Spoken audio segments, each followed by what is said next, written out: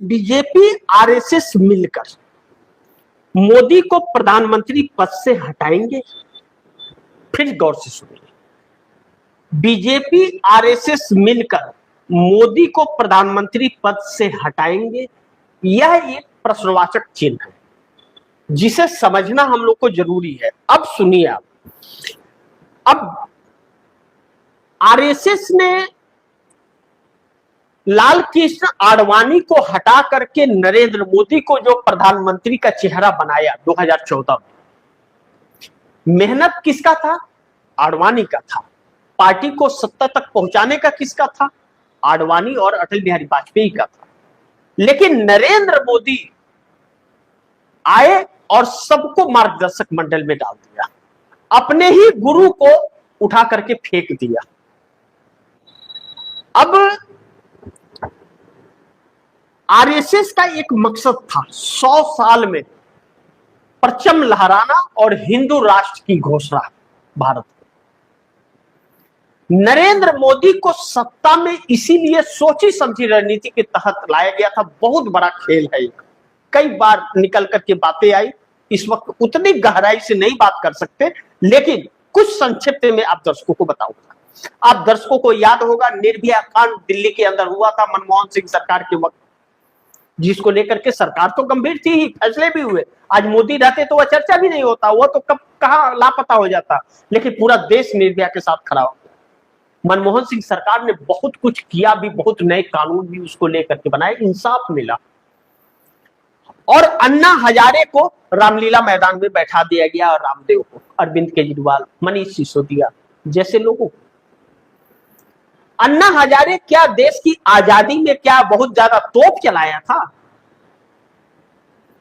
उसे एक गांधी के रूप में पेश करने की कोशिश थी, जबकि अन्ना हजारे किसी काम का व्यक्ति नहीं। लोकपाल अब कहां है अन्ना हजारे? नजर आए? 13 महीने तक किसान आंदोलित थे, अन्ना हजारे का नजर आया? 100 रुपए लीटर पेट्रोल हो गया, अन्ना हजारे नजर आया? आज अन्ना हजारे नजर आ रहा है?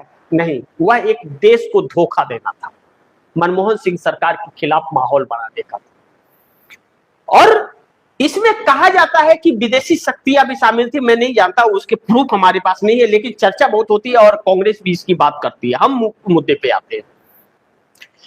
अब नरेंद्र मोदी बन तो गए, लेकिन नरेंद्र मोदी एक अलग कदम पर निकल पड़े।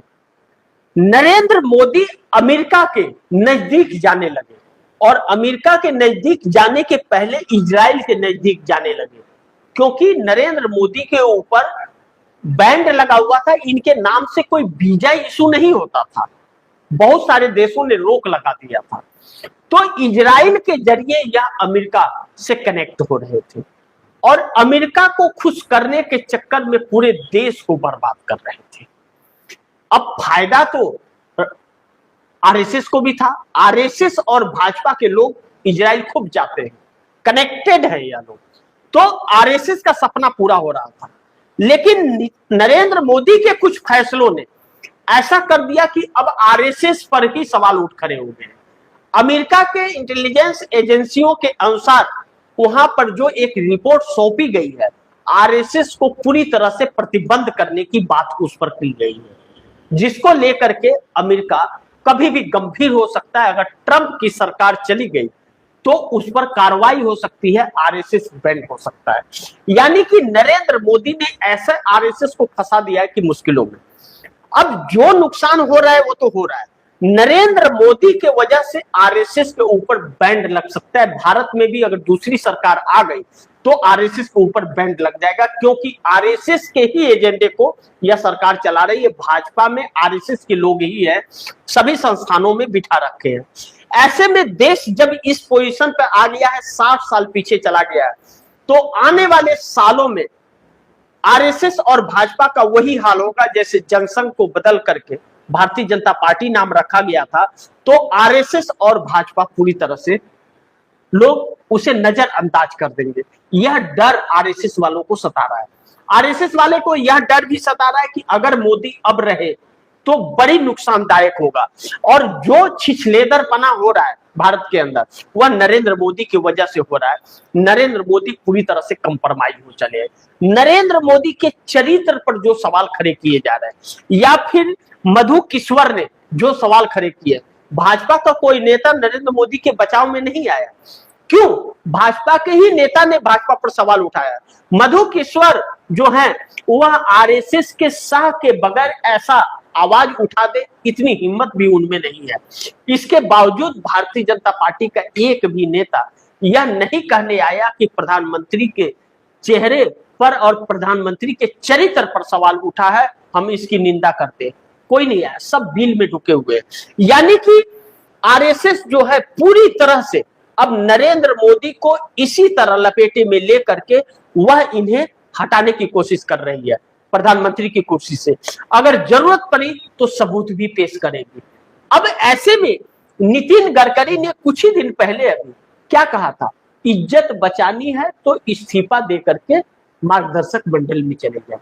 जो नितिन गडकरी के लेवल के नेता है भारतीय जनता पार्टी में, वह नरेंद्र मोदी से खुश नहीं है। यानी कि आने वाला वक्त नरेंद्र मोदी सरकार के लिए बहुत बड़ी एक नई चुनौती लेकर के आ गया है, जो मोदी को प्रधानमंत्री पद से हटाने की तैयारी भाजपा और आरएसएस में ही चल रही है। ऐसा प्रतीक हो रहा है कि दोनों मिलकर नरेंद्र मोदी को प्रधानमंत्री पद से हटा देंगे।